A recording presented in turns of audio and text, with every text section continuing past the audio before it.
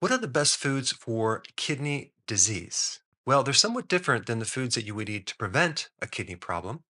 If you were trying to prevent kidney disease, you would consume the foods on my program, which is the healthy version of the ketogenic diet with intermittent fasting, because that provides not just low carb, but high quality foods, since the cause of most kidney problems stem from diabetes, insulin resistance, high sugar, high carb diets. But that being said, we want to talk about what do you eat if you have a kidney problem.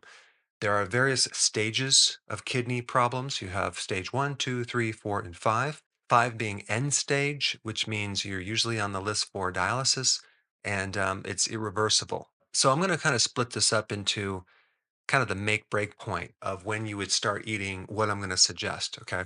And that would be stage 3A through stage five. So if you're between a three and a five, then we're going to talk about what foods you should eat. And the kidney has a bunch of tiny little filters called nephrons, and they're basically there to filter the blood.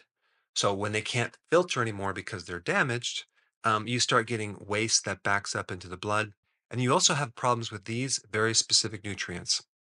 Phosphorus becomes too high, potassium becomes too high, sodium becomes too high, and then protein in general. So that's one way to diagnose kidney problems is having protein in the urine. So let's first take a look at protein. Okay, you need to lower your protein a little bit. Okay, but of course keep the quality there as well, which I'll talk about. So how much protein would you really need? A normal amount of protein, let's say for myself, I weigh about 185 pounds. I would need to apply this one formula, and this is kind of really a rough estimate, like zero point 0.8 grams of protein per kilogram. And what that really comes out to is about 65 grams of protein per day. That's kind of what I need right now. But if the kidney becomes a problem, you can't handle that much protein. So you have to lower it to about 45 grams of protein per day. I would go from like 9 ounces of beef per day to about 6 ounces of beef per day. If it was eggs, okay, it's a little bit different protein ratio in there. I would go from 9 eggs a day to 6 eggs a day. If it was seafood or fish, I would go from 9 ounces of fish or seafood to 6 ounces of seafood or fish. Now that's per day. Okay. So you just reduce your protein. You don't want to reduce it too low. You just want to have it just right. And you want to make sure the quality is there. The best protein, as far as quality goes, is the egg, then the fish or seafood, and then beef. But you have to make sure it's grass fed, grass finished. And the eggs, pasture raised, organic. And then the fish, wild caught.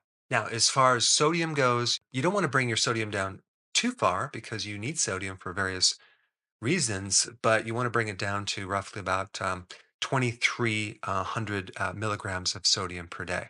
So, in other words, don't use a lot of salt on your foods. And of course, you're not going to be eating processed foods or junk foods, so you're not going to get that hidden sodium.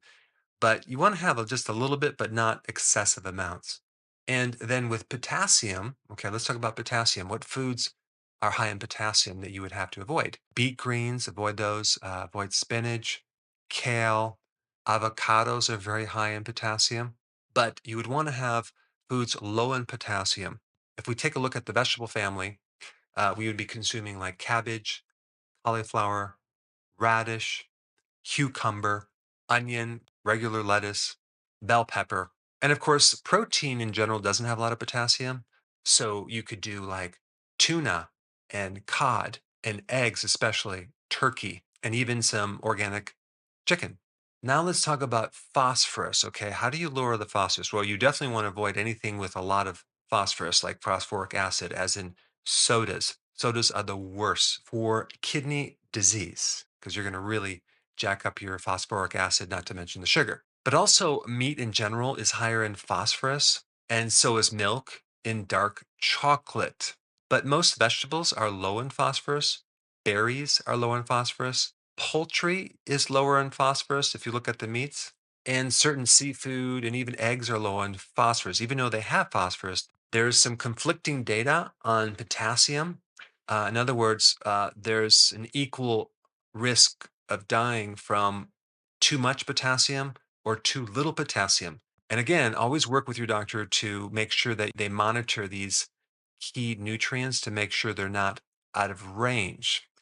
That being said, a lot of the recommendations as far as food for end stage kidney problems include grains, which I totally disagree with. There's no benefit of having grains when you have a kidney problem. Instead, focus on the foods that I recommend, as well as adding a natural source of the B vitamins, natural vitamin C, vitamin D3, as well as omega-3 fatty acids, probably from cod liver oil. That would be the best. So these recommendations are for those people that have kidney damage already. Like I said before, if you want to prevent kidney problems, you can have more of these nutrients. And for that, I recommend this video right here. Check it out.